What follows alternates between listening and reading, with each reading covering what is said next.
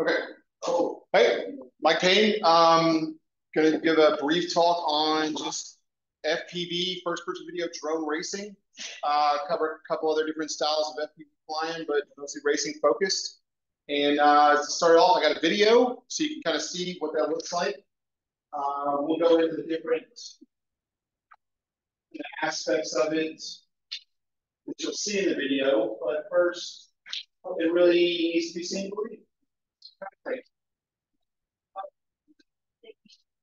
It's short. LEDs feature prominently in the indoor races. That's just what they do. They literally say it's for the audience. But it helps with visibility on the camera, as you'll see. It's a little rough. And you can see seconds at the bottom. It's not sped up or anything. It's just guys pretty decent at it.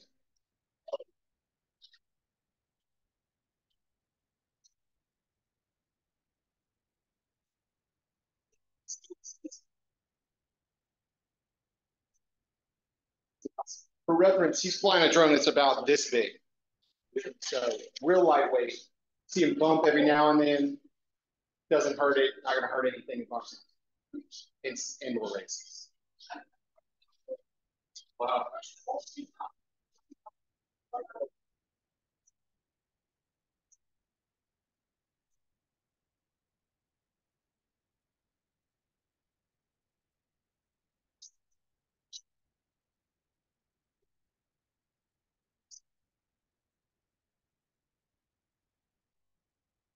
Good. So that's a good representation of what a course would look like, what the flying looks like, and your flight time. To keep the weight down, the battery life's usually going to be pretty short, but also it's winding up the whole time you're flying. That's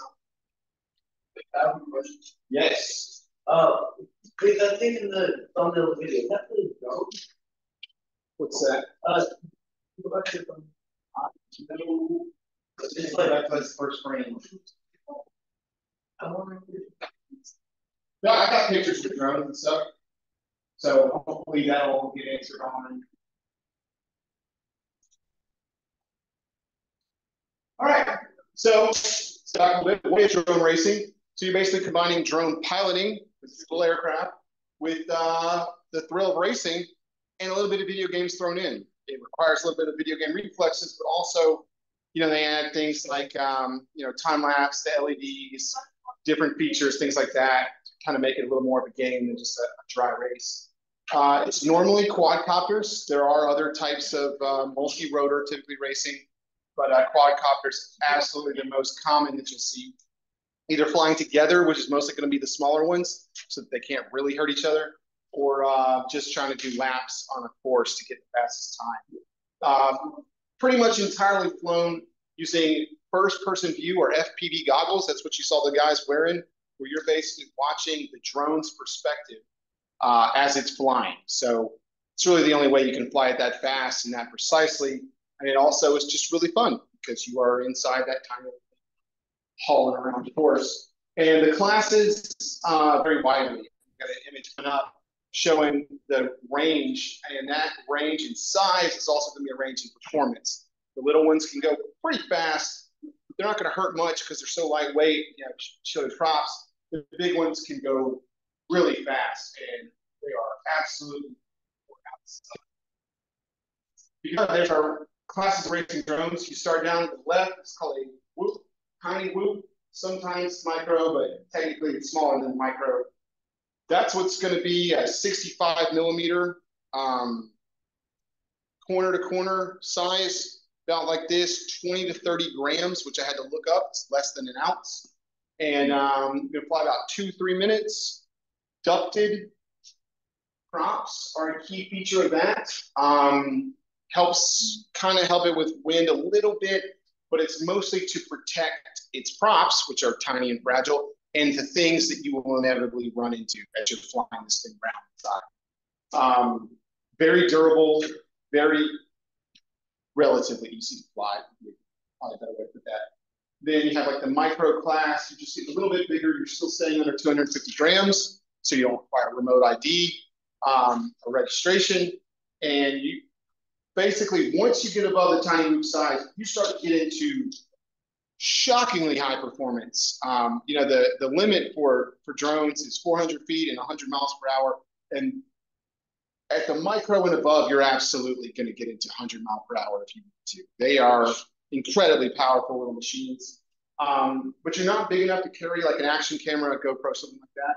Getting above the 5-inch and larger sizes, your performance is going up, and you're getting the ability to carry more of a payload, which is either going to be batteries, larger motors or something, or an action camera, either just to record your flight, but more typically for freestyle or cinematography kind of flying. How's that tiny carrying? What kind of? So I've got a picture of mine later on, and I can kind of point out the components. It's a very small camera, about as small as they get, for you being able to see through it.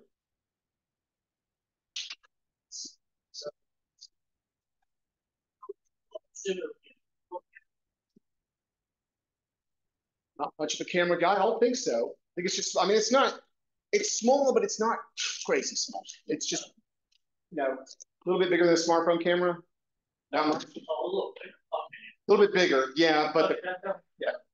So again, one of the core components is the first-person view or FPV goggles. Flying inside of it is really fun and also absolutely required to pull off the kind of speed and performance that's required in one of these races. Your big, you have kind of two big categories of video type and then of goggle style. So digital versus analog is the first one. It really comes down to clarity versus weight. Cost as well, but it's mostly about the weight. Digital looks great. We all know what digital video looks like. It's heavier and it's more expensive to put on a drone. So you'll see it sometimes. They make tiny whoops that have digital video. It doubles the cost of the drone, and it also adds 20 to 30% additional weight, which has a significant performance impact on the drone. The bigger size you go up to, you start to get more and more digital video. The goggles have to match what it puts out, but some of the medium to high-end goggles, you can add modules on there to give you more options if you have analog and different digital video formats. And then with the goggles, you either have the lower end screen base, where it's literally just a screen about like that with a lens to kind of increase the field of view, make it a little easier on the eyes, kind of make it look further away so there's not as much eye strain. Or at the medium to high end, you get the binocular goggles, where it's two different screens. You can shift the lenses to match your interpupillary distance. There's actually the focus adjustment, you know, that can accommodate some like glasses prescriptions, all that. And those will go up, you know, you're looking at 80 to 100 and 350 to 700 for the binocular ones. Maybe up there a little bit. Question on the optics stuff. Is this streaming over Bluetooth or Wi-Fi or something proprietary? So the analog, they're all pretty much, let's see. Analog is in the 5.8 gigahertz range. So there are different bands, so that if you're racing with other people, you can basically set like a channel kind of thing. It goes from, there are good charts out there. It goes from maybe like 5.6 to 5.9 or 5.75 to 5.9, broken up in there. The digital ones, one HD0, I think, is in that same kind of band. The other ones, I think, are at more of the 2.4 gigahertz. It's nothing crazy. It's pretty much either 2.4 or 5. Yeah, and with the digital, I didn't mention on here, you have to have a receiver that matches the type of camera. DJI camera needs a DJI receiver, walk snail to walk snail, HD0 to HD0. With analog, you just need something that can get analog video. It's NTSC, it's analog video. Any receiver, there are a lot of different receivers, a lot of different goggles that can receive analog video. You can tune into somebody else's. And that's a thing that racers do, is they'll have like a screen or something that they can tune it to somebody, and everybody can watch what the guy is seeing literally in his goggles, because it's the same. So just how a race works, it's not that complicated. You're basically flying through a series of gates or around posts or pylons. There's a couple other different features that they'll do, like a ladder where you have to kind of corkscrew up through it, like a cube where you have to come down through and out a specific side. That's pretty much the extent of the different features, and it's just a bunch of those in a track that you're trying to go through as fast as possible. Timed laps are the majority of races. For the smaller ones and some outdoor races, you'll see head-to-head, but you don't see it as much in the outdoor because if they hit each other, it's catastrophic. Two loops bump into each other, they're probably just fine. In fact, they'll probably keep flying because it's got a little bit of crash recovery on there, and you just have a little more time to react. If you touch someone else's 5-inch drone, you're probably just going to obliterate. So those are normal heats. And then as far as league rules, to go fly with your friends or to start a local club is absolutely not required, but there are some advantages to picking a league or a rule set, kind of sticking with it.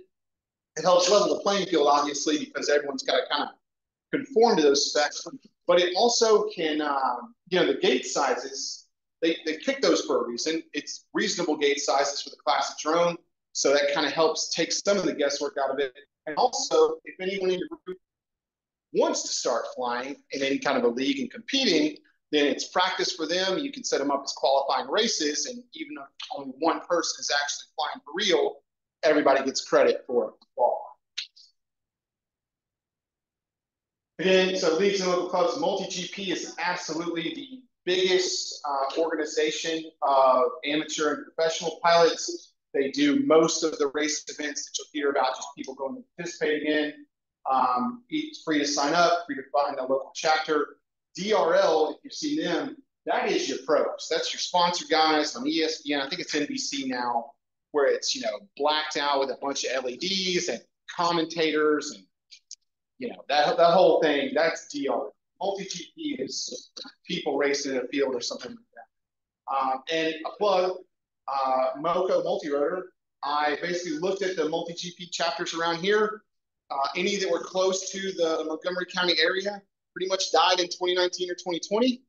The ones that are further out but still kind of active are all outdoor focused. And I personally am kind of into the tiny ones because it's cheaper and you don't need a license. Right?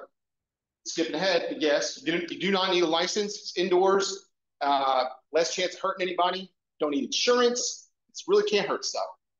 So I'm starting that up, trying to recruit for that. If anyone's interested, anybody might be interested in the tiny stuff, reach out or find us on Facebook, the group I created like 3 hours ago on Facebook, so don't use that as much. And the goal initially is just to try to get enough people to be able to book a venue, some kind of empty room with guarded sprinklers, preferably, that we can set up a course to fly in. That's really it. Not looking to get super competitive, but under multi-GP, if someone wants to, we can, and it would be a recommendation. Where to fly? We kind of covered that. Tiny whips are best for indoor. Number one, they're not going to hurt anything. They can make the kind of maneuvers that are required to fly indoors. And they also can't really handle wind that well because they're so small and light. So I have a 75 millimeter size, kind of the medium tiny whoop. I can fly it outside, and if there's a gust of wind, it is a noticeable, like, instant displacement of the drone, and you're fighting against it. If it's really windy at all, you can't really fly it. And the 65 size, the really tiny ones, it can't really do it all. Outdoors are pretty much anything above that class. Number one, from necessity, safety, having spectators that aren't in a cage or something to be protected from these things. And also because they're just so much more powerful that you need the distance and the space to be able to come up with an exciting trap for them to fly. I've got a video of one of those races at the end, so you can kind of see what that looks like as far as field size. One thing to note is you get into the larger sizes, flying at a FAA recognized identification area, I believe it's the FRIA term. Are there even really around here? Anywhere? There's maybe there's I think there's 2 or 3 in kind of the north side of the DMV area. I know there's one right at the PG and Montgomery County intersection, the corner of the Beltway. I think they're all under AMA groups, so you have to be a member. There's one that flies out of right near Schaefer Farms, kind of their Germantown area. But looking into those, you have to be a member of their club, which usually requires also AMA membership. So it's an annual dues thing, and they have rules to fly there that are good rules, but you're not just going to roll up on a Saturday and go fly. You know, I think you heard a little bit of the previous presenter talking about the events they have at the Isaac Walton League. You know, checking the weather, you know, dedicated observer. It's any of those fields that's a recognized FRIA is going to have those kinds of restrictions. So there aren't.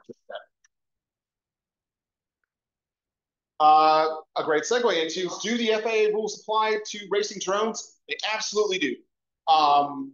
They are flying in the airspace. They are regulated like any other drone is. 250 grams or over, it must be registered.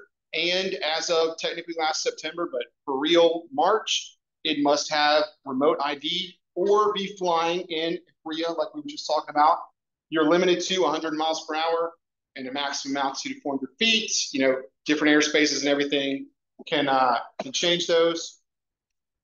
A core point on FPV racing is, does that count as visual line of sight? It does not. The FAA's rules on visual line of sight say that you or your dedicated visual observer, I think is the term, must be able to see that drone at all times with nothing other than prescription lenses.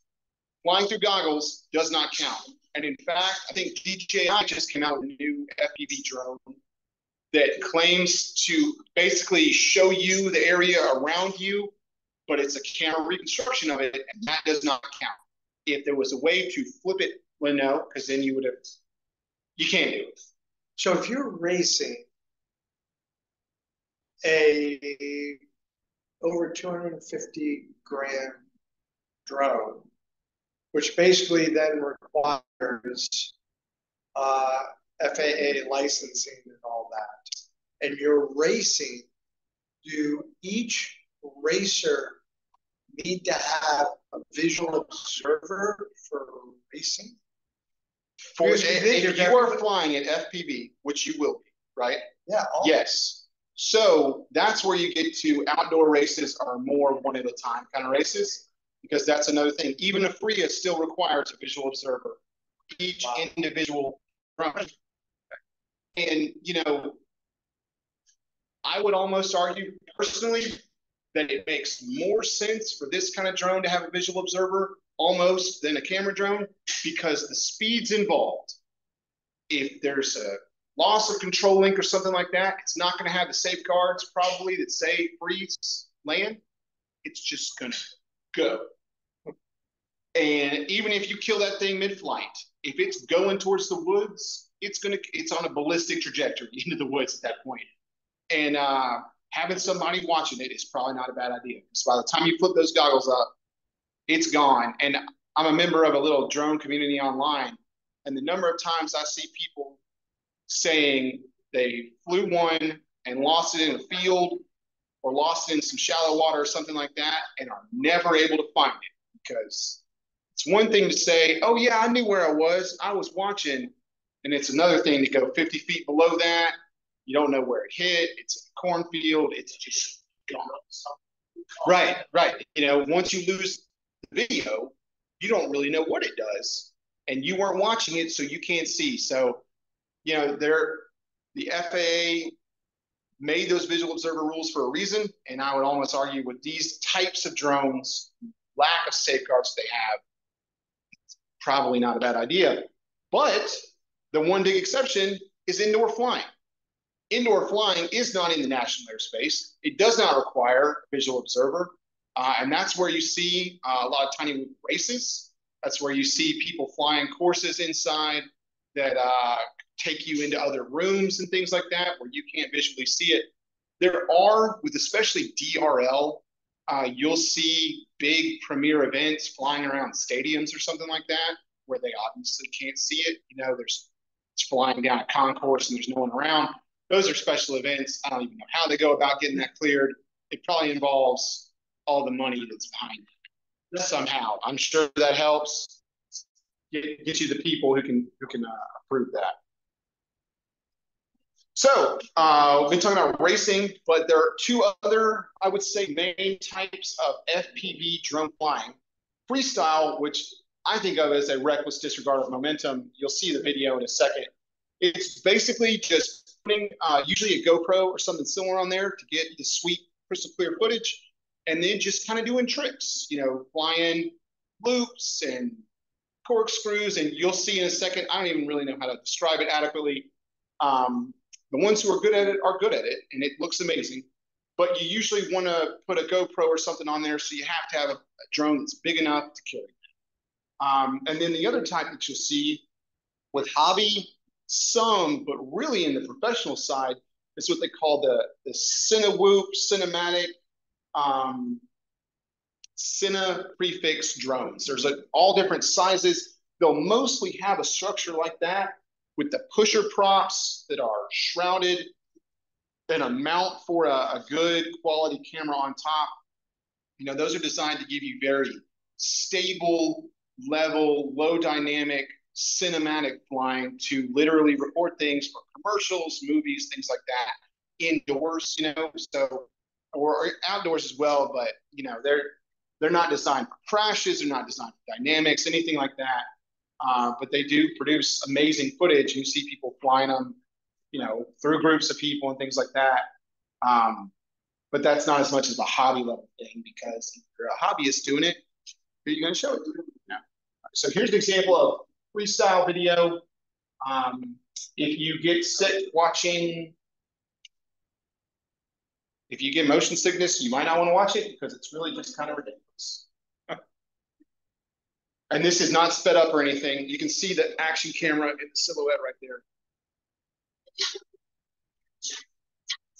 But you can see that, yeah, it's the sudden changes in direction are a big. Looks like it's fake. It looks fake. It just looks fake. Now there's some stable. So this is not the FPV video, right? The FPV video is going to be analog or something like that. This is the GoPro strapped on top of it. So there's some stabilization, I'm sure. You know, it's cleaning that up a little bit. You saw I just bumped something there. It survived it. I think he flies through a chimney right there. Yep, that's, yeah.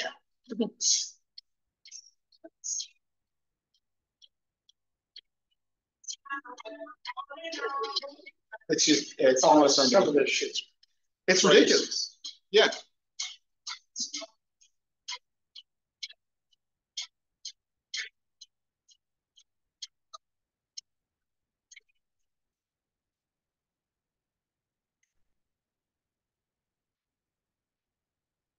If the main camera should go for how is he line sight? He's not line of sight. So that's either special permission in another country or it's flying in. Absolutely. The GoPro is not the camera that he's looking for. It's going to have, it's a secondary camera, right? Any of those action camera carrying drones, I can show you a picture, I think in that previous slide. There will be another camera below it that is at the angle to fly it, you know, because you're flying like this. So it's going to be up at a different angle and it's going to be low latency, you know, all that. It's it right here. So, yeah, so let's see. Yes, there's your FPV Oh, camera. I see it, yeah. Right, and you can see how small it is relative to the GoPro. Yeah. And that's a better quality one. Yeah, right there. See right there? That's your FPV camera. It's going to be have an adjustable angle usually, so that, you know, based depending on how fast you fly or the angle you like to fly it at, you can adjust that. And much lower quality because it's all about lightweight and low latency. And also sending the signal to a big camera, the standard. Exactly. You know, you're going to have an SD card on there and that video is gigabytes, right? Whereas, you know, that stream is enough for you to get it basically no dropouts. We didn't see anything because the dropout's catastrophic. So if you're interested in any of this, how to get started, I cannot recommend enough starting with a simulator program.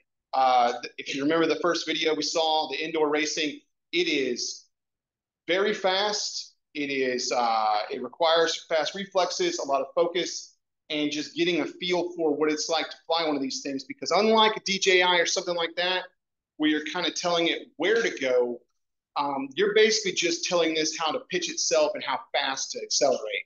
There's not a lot of, if any, stabilization, control, anything like that. It's doing what you tell it to do, and if that means a wall or the floor or the ceiling or something, so I've hit all of those, I don't know how many times, that's what it's going to do. But there are a ton of good quality simulation games, programs out there. They're not expensive. 15, 20 bucks will get you the best ones. I mentioned Velocidrone. Velocidrone is probably one of the best ones. That's the official multi-GP partnership one. I think it's 15 bucks for the base one. And you can buy one of the actual controllers, and it'll have a port to plug in, a USB-C port to plug it in, and you're flying with your actual controller. So for 50 bucks or something like that of an investment in a good controller that will work with your drone, you can practice with the real gimbals, sticks, and all that, and really get a feel for the small amount of throw it takes to control one of those. I say 10 to 15 hours is enough to get you started. 10 to 15 hours of flying like that is going to feel like a lot of time, because it is you're going to crash a lot, and it's nice to be able to just instantly reset after every one of those crashes. And it is they're white knuckle races. Like a 60-second lap is really intense. So 10 to 15 hours seems like a short amount of time, but that will be a lot. You'll feel confident coming out of that. To actually get your equipment, the core components, you can go as low as $300 to $400 probably to get everything that you're going to need. And from there, you can get up to $1,000, I would say, would be the max you could spend to have all the basic components, just the Cadillac version of them. If you want to start, the Tiny Whoop size is a great starter size. Not just because it's fun, but because you can fly it indoors, so you can fly it anytime. You don't need a spotter because you're indoors, and it's really durable. I've slammed that thing into just about every flat surface in my basement at this point at high speeds, bouncing off of things. I haven't even cracked a prop yet. I'm sure I will now, and it's pretty low cost.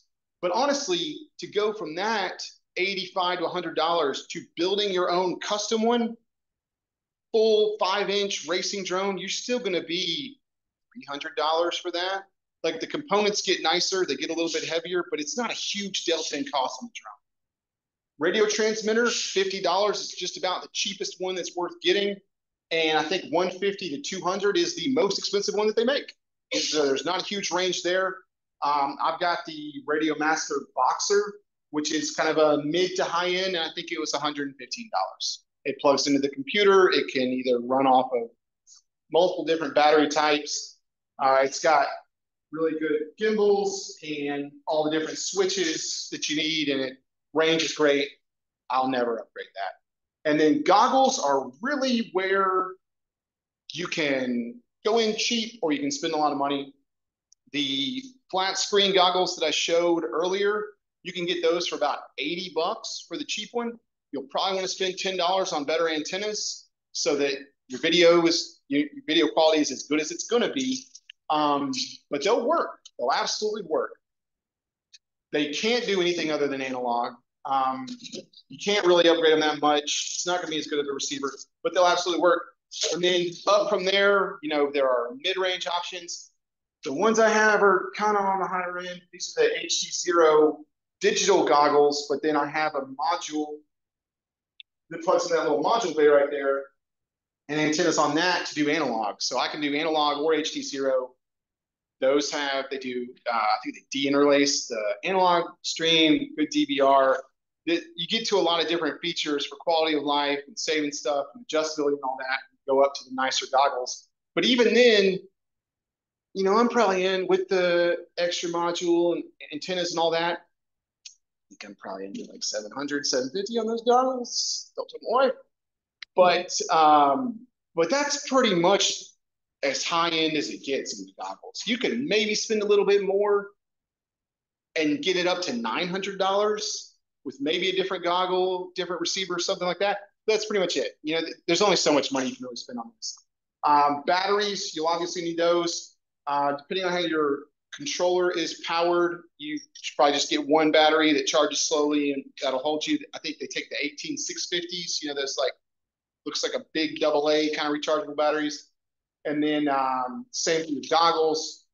The drone batteries, the battery that fits on that guy is this long stem, and it's like if you took a big lighter and cut it in half, and it didn't explode because it was still fuel. It's real small, it's pinky sized, lightweight, gets you 3.5 minutes. You can buy a 5-pack of those for like $20. Battery charger, you can spend $100 for the Cadillac. You can spend 20 or 30 bucks for something that totally works. For the little drone batteries, they actually make like a multi-charger. We can plug in a bunch of them and charge at once. But the thing to note on batteries is that these are high energy, bleeding edge, lithium polymer batteries that don't have a big plastic housing on them. It's not your lawnmower battery that's indestructible. They are in a soft case, it's as lightweight as possible. Direct impacts, heating, overcharging can damage those batteries. And at that point, they become the lithium battery fire risk that we all know and hear about.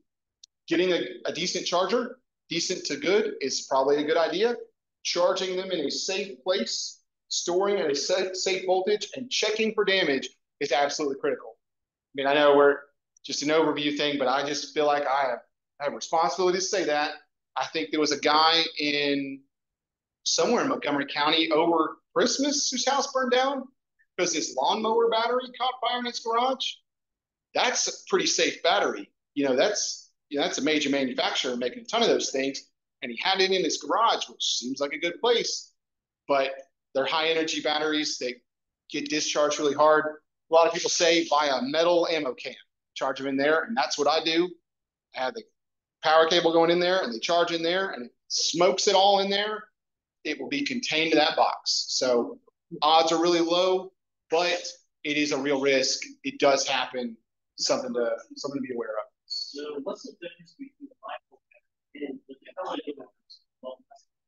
So I'm not a battery expert, but the internal design of the lithium polymer, I think it's literally like sheets of material that are folded up in there or something, and it gets a higher energy density and also a much higher discharge rate.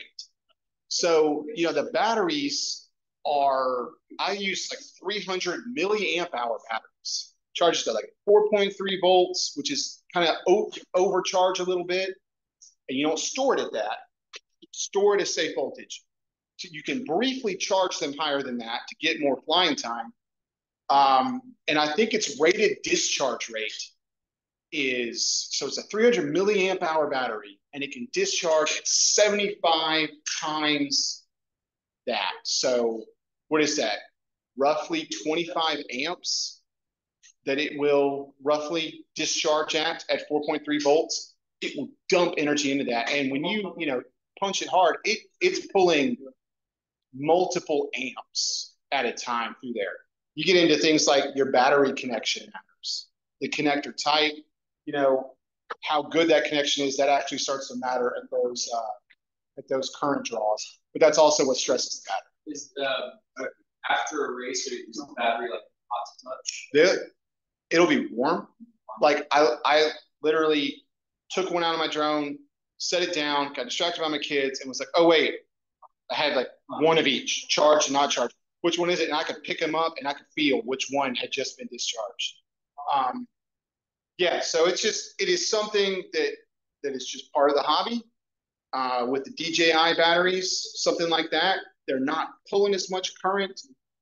Weight savings aren't as much of a concern, so they have a little bit more protection. But it does happen with batteries like that.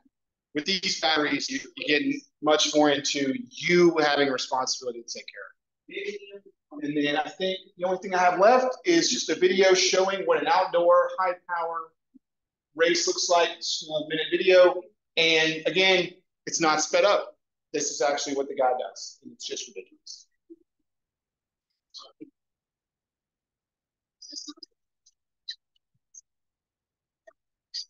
It's just really fast. You can see those gate sizes are probably 6 foot by 6 foot. I think it's the outdoor gate size.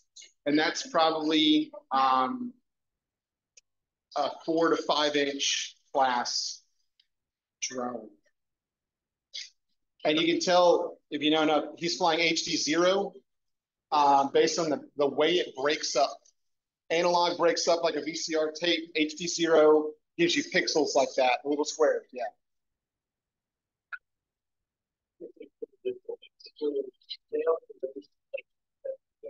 No, absolutely not. Yeah, so I mean, he's done practice runs probably for days, because there's just no physical way you can figure out that track. At the start of the race, like, you know, somebody introduced me this route to you. It's walking around. Yeah, I think they do slow fly throughs, and it just depends on how you do the race. Some of them will do a strip of something on the ground. With the indoor races, you'll see like an LED cable that shows you the path through it. Or on these, they'll have like a little soccer cone or something, you know, showing you the path through it. But I mean, there are some of them, like Velocidrone has standard tracks in there. There are some that are like that. And so people just drill on it. And you can go watch the videos on YouTube of people running those Velocidrones that they can just sit there and do all day. And it's just, I thought I was good. I had practice and practice. I was like, tell my wife, I'm chill with this thing. You know, I think I'm really getting decent. And then I went and looked, and no, I'm not, and I never will be. And that's just okay. You know, someone's got to be number one. It ain't gonna be me, because it is. They're faster than that on the Velocidrone thing. Because again, the advantage of the simulator is that you can practice that track over and over again, and when you crash, it's just a button versus having to get it and fix it and charge the batteries and clear weather and all that kind of stuff. I think that's my last slide.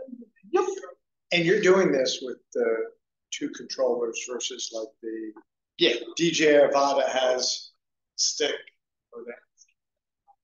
Yeah. So, you know, there's your 2 sticks. You know, you have buttons to arm it and things like that. But at the end of the day, this is the left stick is throttle up and down and yaw left and right. And then there's pitch and roll over here. Throttle is not self-centering. All the other ones are self-centering. And you literally get into, should you use your thumbs? Should you pinch it? Or should you do a little bit of both? That's all personal preference, and it's how much control you want. People adjust the rates. You know, how many degrees of deflection gives you how many hundreds of degrees per second of rotation. People tune the PID loops for the motors to give you different response curves. I don't. I fly the way it comes from the factory, and I haven't even touched my rates at all because I just need to get where I don't smash the thing and stuff. But yeah, I mean, people to get where the indoor race, you could probably fly that stock, the video I showed at the beginning. But that guy doing that outdoor race, I'm sure he's got it all dialed in very precisely. It's coordinated flight. It doesn't have to be. I fly it that way because I come from flying helicopter simulators on the computer. So that it holds me back because my turns are coordinated, banking, tiny little airplane turns. So, right. But if you go look up with this drone, the high-end guys on YouTube, it's like non-ballistic the way that they fly. And you see a little bit in the indoor video. You know, you're doing instant, and I'm practicing that, where basically you need to turn around. You don't bank around, you just pivot 180 and go that way.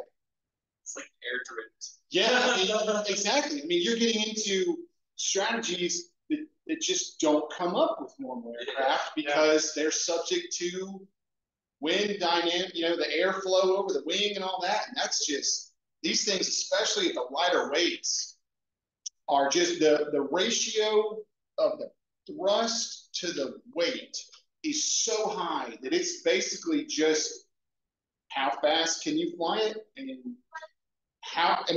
you almost have to adjust your thinking as to how the thing can move. Relative to just Questions online. Leslie. I like Velocidrone. I tried a couple different ones. There are free ones. If you're into the tiny loops, there's one called, let's see, Tiny Whoop Go used to be totally free. I think now it's a 2-week trial, but even then, it's like $15 to buy it. Velocidrone's good. There are a couple of other ones that basically it seems when I looked at it that you can get better graphics and a slightly worse physics simulation, or slightly worse graphics, but still perfectly fine flying it, because you're flying real fast, and the better physics. So Velocidrone is known as being one of, if not the best, physical simulations of the drone dynamics, weight, all that stuff. And they have the ability to adjust your rates in there, to adjust the weight of the drone.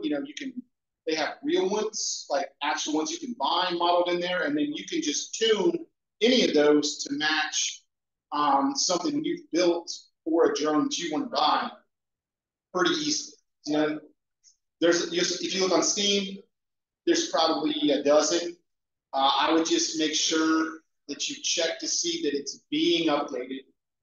I think there was a big surge in this hobby pre-pandemic. And so that's when you first started seeing drone races on TV and things like that. I think there were a scattering of simulations that were created then that have since kind of died off. So I would just make sure, if you're not going to get Velocidrone, DRL Sim, or Tiny Whoop Go, which are kind of ones you always kind of hear about, just make sure it's active. So if you decide you want to get into this, and you decided on a simulator, you're all in, you're going to buy, say, Velocity. Yeah. And so you do your research and buy a controller that you want to stick with your drone itself, eventually. So can I fire away? I think I see where you're going with that. There are a couple things you want to look for. The biggest thing is going to be the control link. Nowadays in the hobby, you'll see ELRS. I don't know what it stands for. That is the current preferred control link for sending signals to the drone to tell it how to fly. It's not the video link, it's the control link. That's what he does. That's the current popular one. You will still see some FRSKY, risky, or I don't know how you pronounce the acronym. When you go buy these things, you'll see 4-in-1, risky, there's a couple other ones, ELRS. I would highly recommend just going with ELRS. And then your drone, if you're just going to buy a drone, buy the drone. Most of them will say ELRS. Some of them might have an option. You just want to make sure ELRS, ELRS. Then it will work. You have to bind it different ways to basically tell it, I'm paired with you, and then it will work. Once you get it bound, you just turn it on and it goes. Then the other thing to look for is to make sure that the controller has a USB out that works with a computer. Some of them might have the port, but it could just be for charging. Just look at the specs of it. Radio Master is the one that I have. That's a very popular one in the hobby. They have a good range from 50 to 60 to up to the $200 Cadillac one is a Radio Master. And I think most of them will support a simulator. Just check to make sure it's not a game. But at this point, your goggles, which are your most expensive thing, yeah, are really not yet in the loop. If you're like, okay, walk, crawl, run, or crawl, walk, run. The first thing I would do is crawl. Would be get a radio controller, get a simulator, get the connection. Yeah. and then say, okay, let me see how this is work. Then you can get a drone. You get the drone, that's when you're going to need the goggles in order to. You can fly the drone. You can hover it and you can try flying around the room, called line of sight flying. Some people are decent enough at that to actually take it around the room. I always struggle once it gets past about, I can go to 90 degrees and fly it back and forth. I get to about 110 degrees and my brain just doesn't like trying to fly the thing. But yeah, I mean, and again, you know, if you're just getting into it and you kind of want to wait before you take the plunge, the $80, let's see,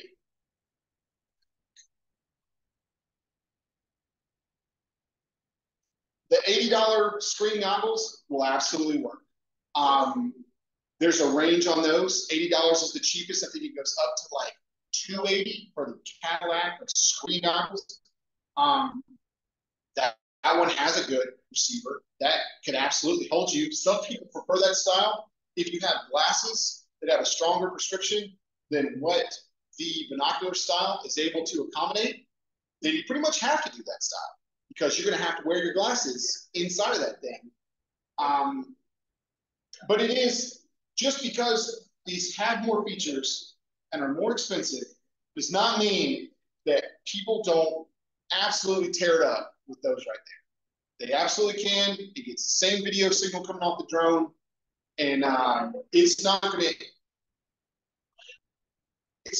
For an analog goggle, it's not going to introduce any latency or anything like that. When you get into the digital goggles and video transmitters, some systems have a little bit of a variable latency because they're not really designed for this fast-paced flying. The DJI and Walk Snail have a little more of that because they're designed for a little more of the cinematic freestyle or something like that. But analog is the king on low latency racing. And HD0 is, if you can take a little bit of a weight and cost hit, the next step, because their whole thing is a fixed latency. It's very low. I think they advertise 3 milliseconds glass to glass or something like that. Reality, it's closer to 10, but it's very static. So the simulator is all on your video goggles. You can, some goggles have an HDMI input where you could do that, but there's not really any benefit to it. I see people in the drone community that I'm in ask, oh, can I put in my goggles? You know, you can sit closer to your computer and get the same effect. And then if Wife walks in the room or you get tired of doing this for a second, you don't have to take the goggles off. You know, they have to be powered. You know, unless you have a DC power source with the plug matching it, you're probably going to be running your goggles off of the battery that needs to be charged. You know, it can be done, but it doesn't really add anything versus just sitting closer, you know. And it's, you know, the perspective will be the same. The simulator, I should have had a screenshot from the simulators, but it honestly just looks like, you know, the simulator is going to look more like a digital video feed. It's not going to have your analog fuzziness and the lines and all that. I wish that they did make one that put that on there. I'm sure one I have Lost Drone, I don't think has a mode where it would make it crappy like an analog video.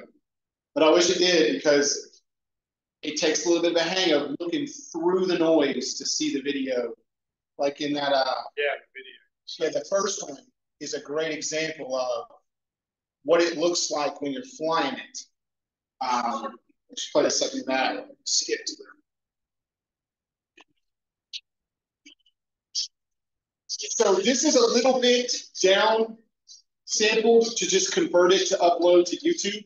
It looks better than this when you're flying, to a point, but it looks like you're flying a VCR tape, basically. You grew up with that. Like, you're going to see the lines flickering across there.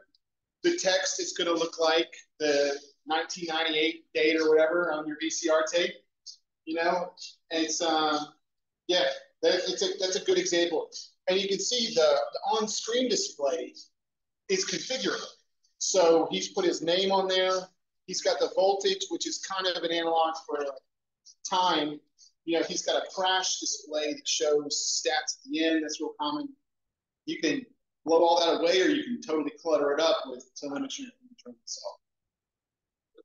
On any shopping lists or articles for beginners to suggest for like finding what to avoid, what to get? Absolutely. So there are a couple of main people in the hobby that do a good job with that.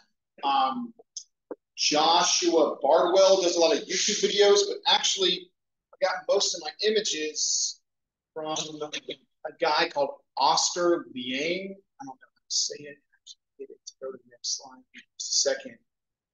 That guy does a great job putting together just a really informative website that breaks down dang near every aspect of the hobby. Good picture. OscarLiang.com. If you just search for FPV racing guide or something like that, it's going to be one of the top results. It is everything from what is it, how do you pick it, to how do you set up your controller, how do you bind it, how do you configure it, way down in the weeds kind of stuff. That's one of the main websites. There are a couple other ones that are good. If you Google it, I haven't come across any bad sources of information. You'll probably get his or similar. Do the tiny hoops have any sort of like hold function? You know, like some of the DJI drones where they'll kind of stay in one spot, or are they like not a hold? So because they don't have GPS, right? So you can put it in 3 main modes of flight. Acrobatic mode is what you normally race in. That's just totally unconstrained. No assistance. There's an angles mode where basically you are telling it to tilt, and then if you let go, it will stay at that tilt. And you can maybe have it come back to level. And then there's horizon mode, which is kind of like a DJI, where you're going to tell it to deflect forward, and then when you let go, he's going to snap back to level within the limits of his IMU. So I'm a nav guy in the job. It's a very tiny, noisy sensor that was calibrated by the factory, or you setting it on a table and saying 0, right?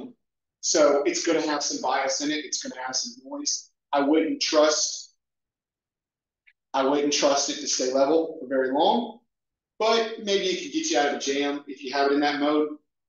For freestyle, the Cinewhoop kind of stuff, just playing with it, horizon or angle can be good, but especially horizon, it's going to teach you bad habits. It's going to be a crutch real fast. That's where I would say, just if you're starting with a simulator, put it in acro mode and just learn to do it. You know, you'll be surprised how quickly you can pick it up, especially in an open field, no obstacles kind of environment that you can set up there. You know, you can get it up in the air and just kind of learn to keep it there and just you know, improve from that point. It's not that hard. It just gets tricky when you try to fly through a little bit fast. At least with the goggles, though, when you do a 180 in the drone, your controller is still your eyes, because they're looking out. Your action in the controller, at least, is in alignment with your brain. Yes. Whereas if you're just field of view looking at it, or looking at screen or something, I know, like the standard DJI, when it's coming at you, you're like, oh, shit, I got to do this in reverse.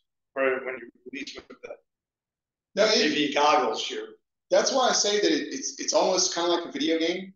You know, if you played any kind of first-person shooter or similar, where you're using sticks or WASD to drive the character on the screen, it feels very similar to that, and it really doesn't take that long to kind of get the hang of it. And to me, it's way easier than trying to watch something and make that translation to its angles.